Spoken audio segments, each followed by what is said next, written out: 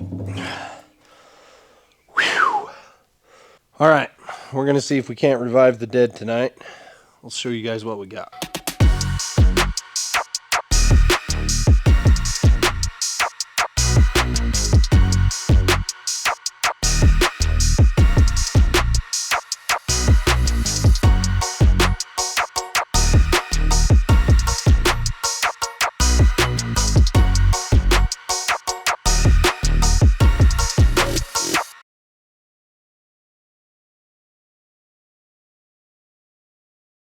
All right, so what we got here is a pump, and this pump goes on a water truck for like dust mitigation. The customer called me, told me that their pump was spraying out by where the fitting attached, and wanted to know if I could weld ductile iron. He says this is ductile iron. I believe him, but we are going to do a test just to make sure. And to be honest, I've done all kinds of research to try to figure out if you can weld ductile iron. Is it like welding cast iron? And there's really not much out there. So we're going to do the torch test on this and see how it takes a torch. If a regular oxyacetylene torch will cut it, then we're just going to weld it up with TIG. And I'll show you guys the crack first, and then I'll show you guys what my plan is. All right, so here's our crack. You can see that it's right in that groove. And as soon as I saw that, I thought, yeah, that's not good. I can't weld that, because you have to machine or grind this groove back out, and it has to be pretty precise, because this groove is for what's called a Victaulic fitting, and it's where you have a steel collar that's split, and then it's got a bolt going through both sides that tightens it down, and there's actually a rubber gasket on the inside, and when you compress that down, it seals it.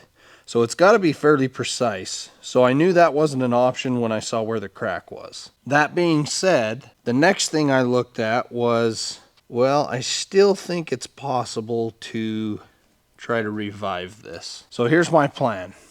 I'm going to take a portaband, and I'm going to cut right against this shoulder. I'm going to cut this piece off. I've taken measurements, and this is basically just a piece of pipe. And luckily I do have a chunk of pipe on the rack. So I'm going to take a new piece of 3-inch pipe. I do have Schedule 40 and Schedule 80 over there, and I think I'm probably going to use Schedule 80 just for the added thickness. I'll double check the measurements, but I think Schedule 80 is actually a little bit closer to what this is. So I'll take and cut a chunk of pipe, and I'll machine the groove in it for the Victaulic fitting. I'll make it the same stick out, and then I'll weld right against this shoulder.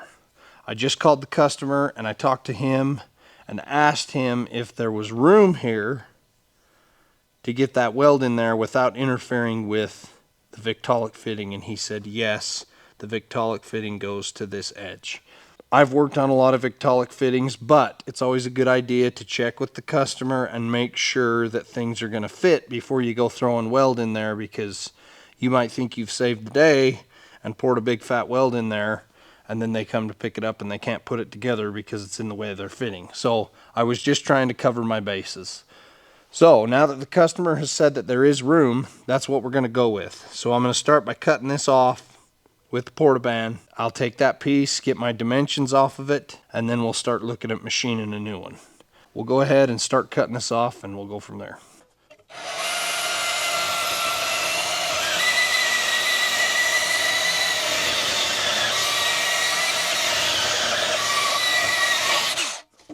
Going well so far.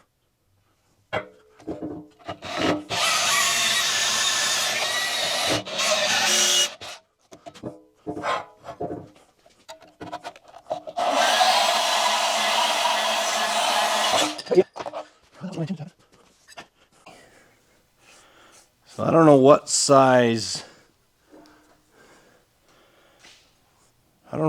material they started with. Hopefully you can see that. That's the wear. This is actually the discharge side of the pump, and you can see where the water has eroded the steel down, or iron, or whatever it is. But you can see how it's wore that down. That's probably why it cracked where it did, because it got so thin and weak there and didn't have the original mass and the vibration of the hose that was mounted to it or the pipe or whatever. And that's probably what led to its demise. So seeing this, I think we're going to go with Schedule 80 because it's got more mass. This is thicker than I thought it was. So we're going to go with Schedule 80 pipe. I think that's going to work perfect. So I am going to take a torch and I'm going to see if this will cut. If it will cut, it's probably cast steel and not cast iron. And I'll be able to weld it. The weird thing is the body of the pump looks like cast, which is very common. Let's grab the torch, we'll run the test and see what happens.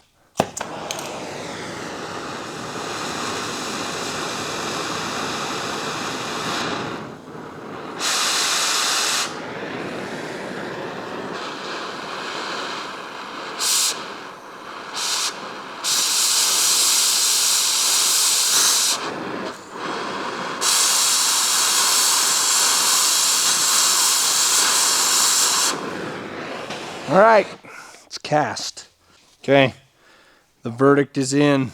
That reacts just like cast. So hopefully you guys can see that. But it doesn't really cut, it just kind of melts a little bit. And that's it. So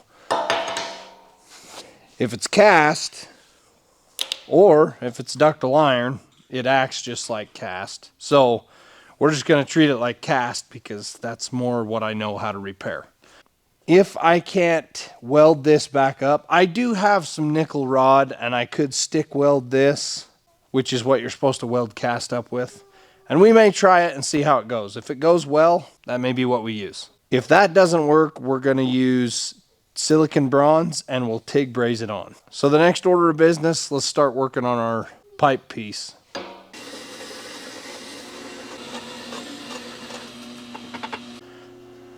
I'm going to try to get this running as close to true as possible, being a milled finish.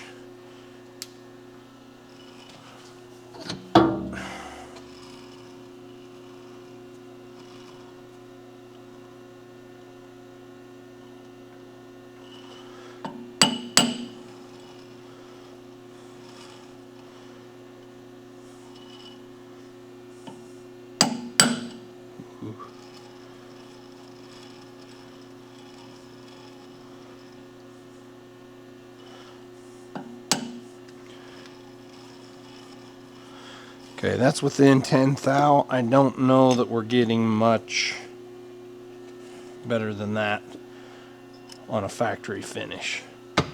So, I'm going to call that good for now. We'll start by facing this off.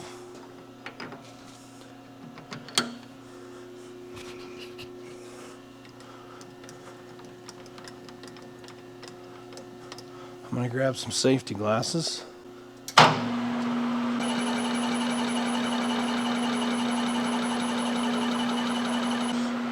Okay, we got it faced off. Now I'm going to grab my measurements and my calipers and check the OD on this. Okay, the good news is it's just a hair over and I think it's just the finish on it. So we're going to take 5 thou off just to clean it up.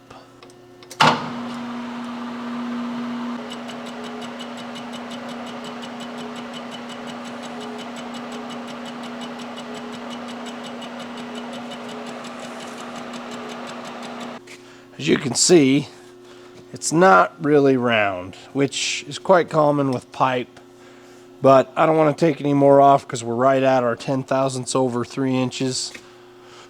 So I'm just going to take some 60 grit emery cloth and we're just going to clean it up.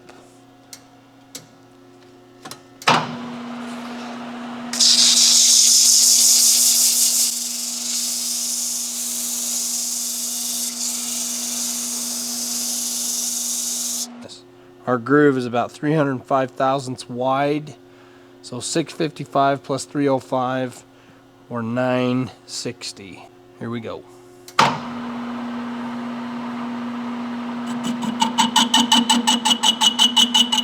Goodness.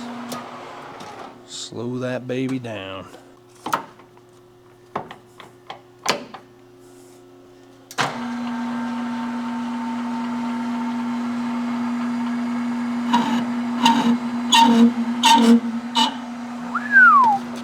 Music to my ears.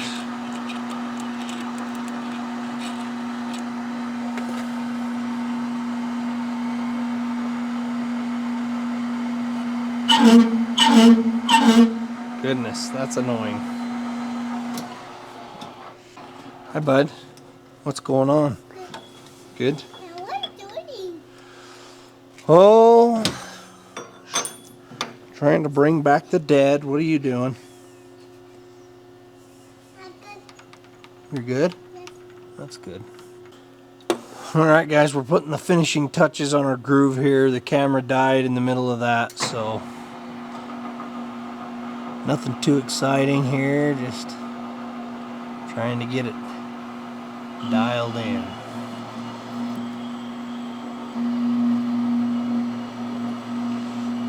Trying to get it dialed in and not jack up another bit.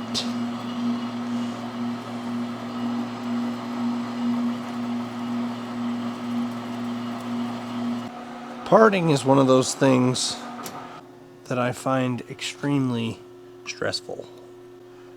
Probably because I've broke more tooling by parting stuff off or attempting to part stuff off than any other process on the lathe. So, I love it.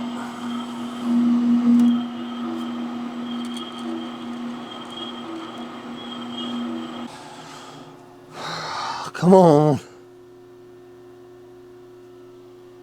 We're there. Okay. Now let's check our width.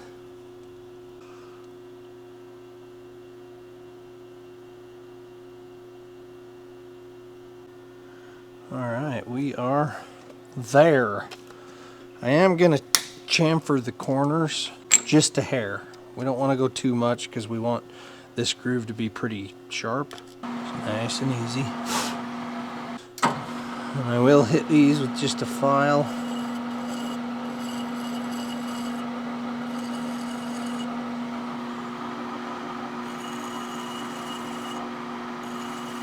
I am going to chamfer this outside corner.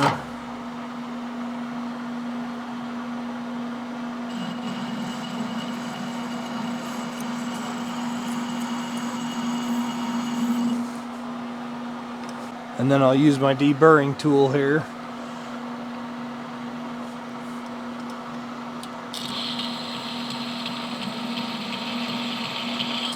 to do the inside. And that is lovely. Instead of parting this off, I'm going to put it in the saw and I'm going to cut it.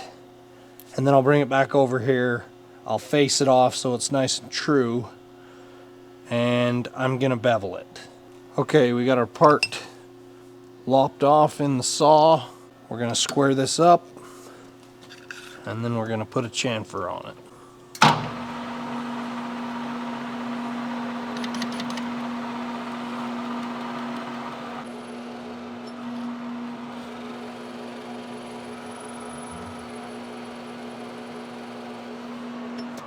That's right.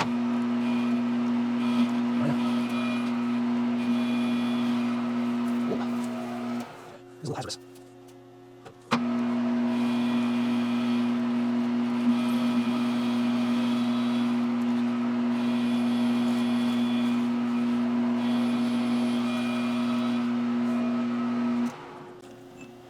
Part is now machined. She's a little dirty, don't judge. So our part's now machined. It's got a bevel on it. We're going to get it over there on the table and start looking at our options to weld this out. Now the good news is we've got a chunk of that cast that we can try the nickel rod out on and see how it does. I'm just going to take a piece of plate, set it on the plate, and try welding it with that nickel rod and see how it does. If I like it, then that's the process we'll use. If I don't, looks like we're using silicon bronze. So let's go over there and see what we can do. All right, guys, so here's what I got. I've taken our cast piece that we cut off the pump that's got a crack in it. And the great thing about this is we've got a piece of material that's junk, that's the exact same material we're going to be welding on, that we can run a test on. So I've got a piece of scrap 1/4 inch plate here, and I'm going to take this piece of cast and I'm going to try welding it to this plate. And I want to see how it looks. I want to see how it reacts. I want to see how solid it is. Now the rod I'm using is called UTP 85FN, and I actually had someone give this to me. I don't know how old it is, but I do know that it is meant for welding dissimilar metals, and it is made for welding cast specifically. So it says that it is specifically meant for welding cast to mild, which is what we're doing. So I do have two sizes. I've got 1/8 and I've got 3/32. So I've got some 1/8 inch here, and we're gonna give it a try. I am gonna run it at about 120 amps. I wanna see how it does. I'm not gonna preheat this just because I wanna see what happens. I'm gonna take and I'm gonna put a couple tacks on it first, just to hold it where it's gonna go, because that's exactly what we're gonna do here. And once I get it tacked in place, I'm just gonna run a continuous bead around it, and let's just see if we get any cracks. Let's see how it reacts. And I have no idea how this is gonna run because I've never ran it before. So let's give it a try. I'm running the XMT tonight, and like I said, I've got it set at 120 amps. Oh, crazy.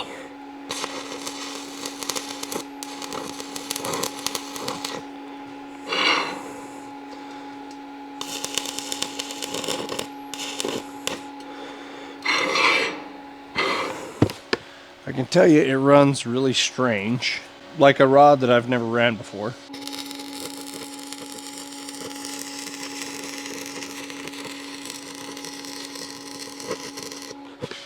I'll give you guys a close-up look here before we clean this up, but it does run weird.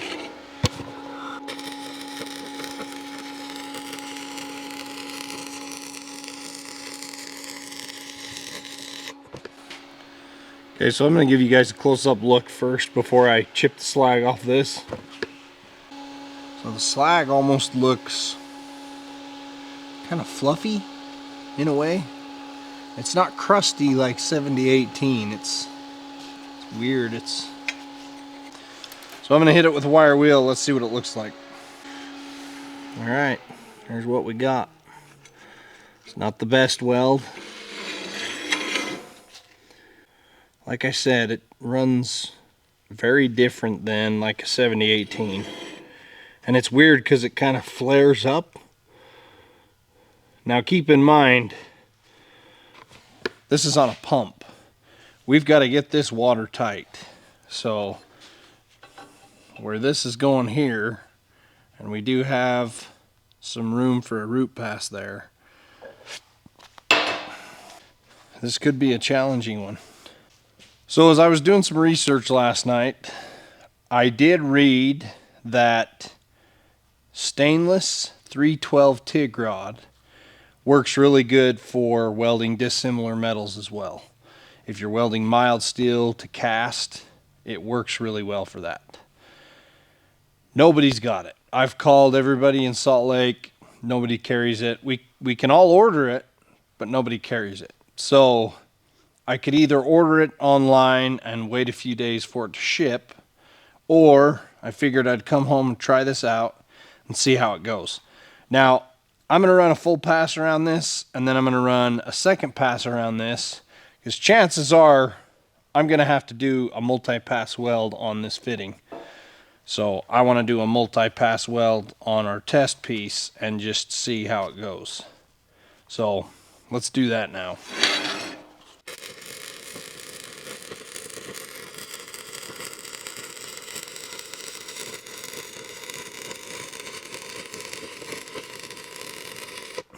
Yes.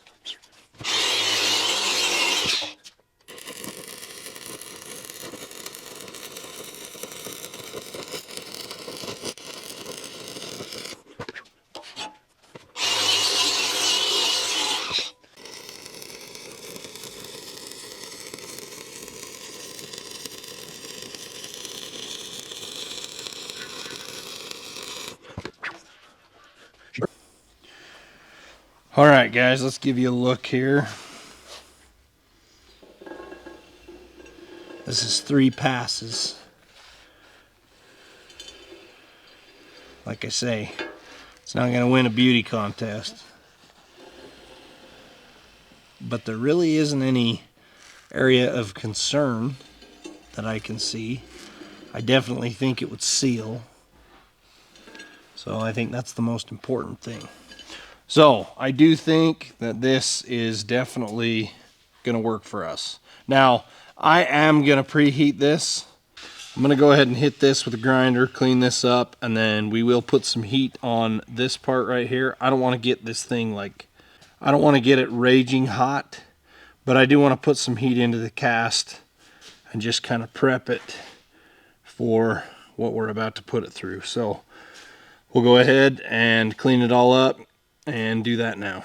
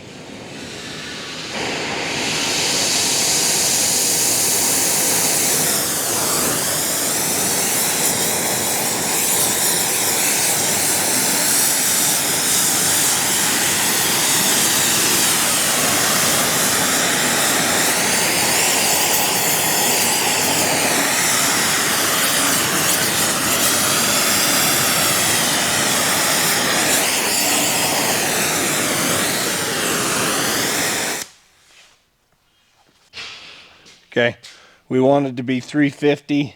We're at 390 there, so she's toasty. I am going to gap this just a little bit because it's going to make it easier for me to get a good root. So I'm going to use some 16th inch rod. I actually changed my mind. I think I want to go 332. You don't remember if the side that was cracked is pipe or hose, do you? Pipe, or this the hose side. Oh, that's the hose size. Okay. Yes. Perfect. Yep. Okay, I was gonna gap this just a little bit, and it might make it just a hair longer, so that shouldn't matter. Oh, it'll be fine. Okay. Yeah, all right. no, it won't affect it that much. No. Perfect. It'll be fine. Okay. So I'll weld it out. Okay. Thanks. Stu. All right. Appreciate it. Yep. Bye. All right. Bye. All right. You heard the customer. He says it'll be fine. We're going with it. Well, hey! Wow, that was odd. Never had one do that before. This is a different animal. Fire in the hole.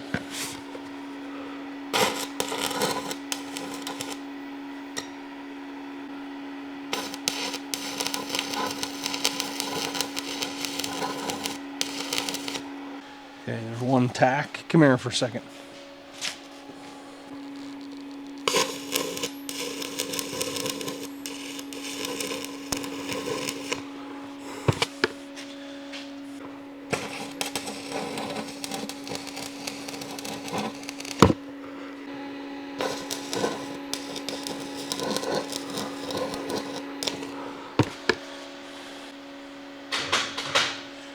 Running this rod for a root pass, it ain't no 60-10, I can tell you that. So, fire in the hole. Here goes nothing.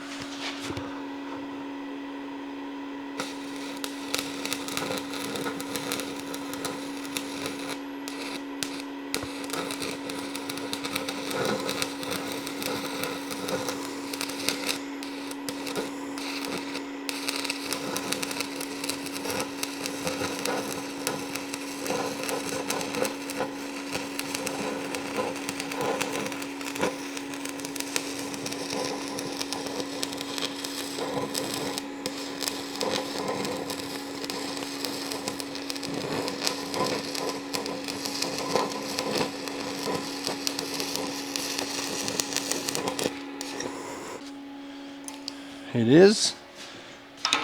is blowing through pretty good. When I say blowing through, it's kind of keyholing.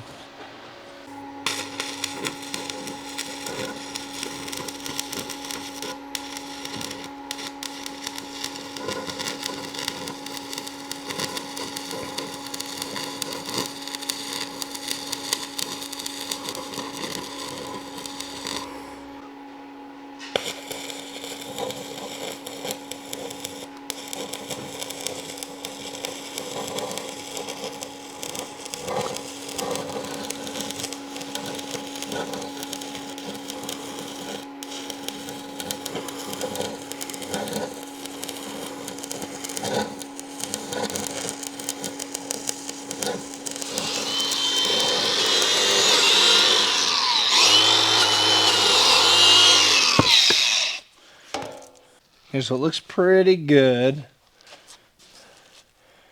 I am going to hit that with a grinder. Just because there's some spots in there where it's not, doesn't look the greatest. But, I mean, we're trying to run a root pass with nickel rods. So I'm going to grab a grinder with a hard disc, grind that out, get it nice and clean, make sure there's no pinholes or voids or anything like that, and then we'll run the next one.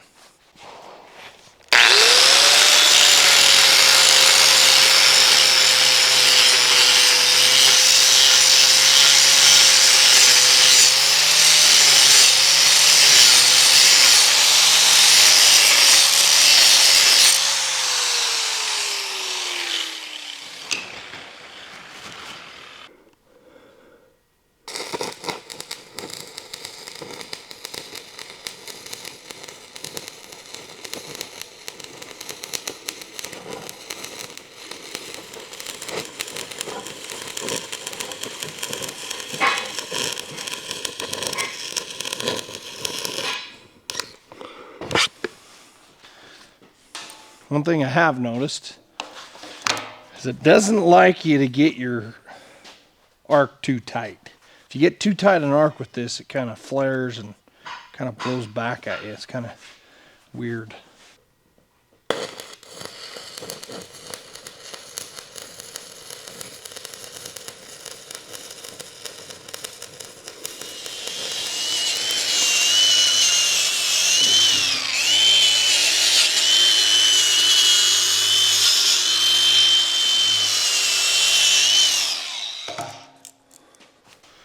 So I'm going to run another bead around that on the bottom corner, and then I'll run one more on the top of that, and it'll be done. So we'll run this one, see how it goes.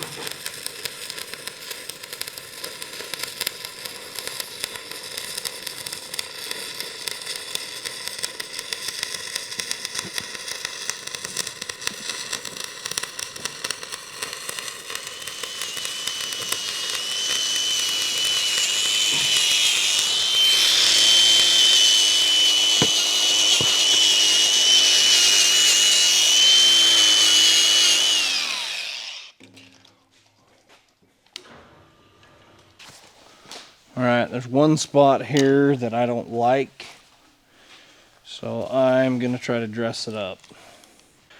It's one little spot that the bead of the weld, the toe of the weld didn't roll over the corner like I like it to. So it's more about aesthetics than anything. So I just want to dress this up. And then once I get this done, we'll clean it up one more time and I'll give you guys a look.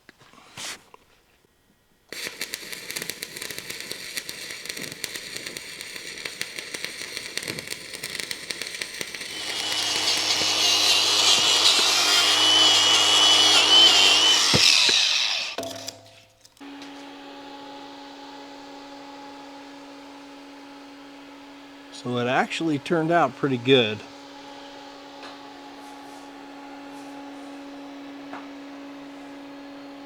Didn't really have any voids or anything like that.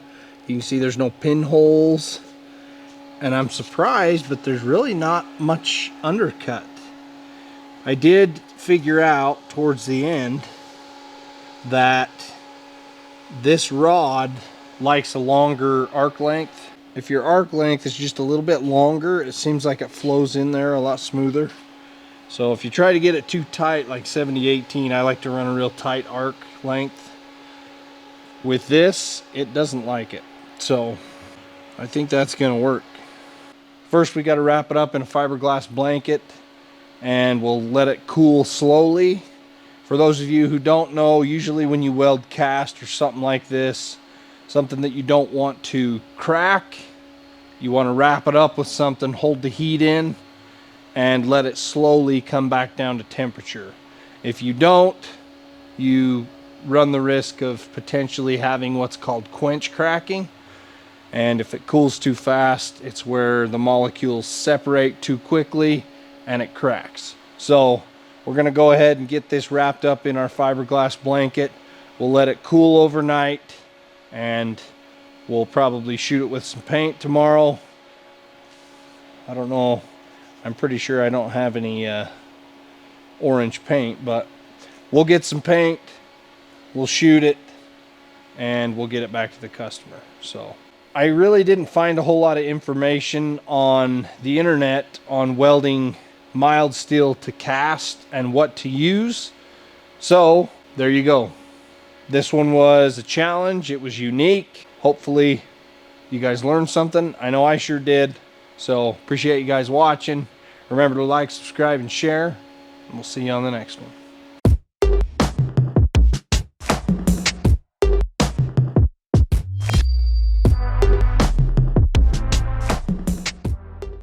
This is actually the discharge size. This is actually the good heck.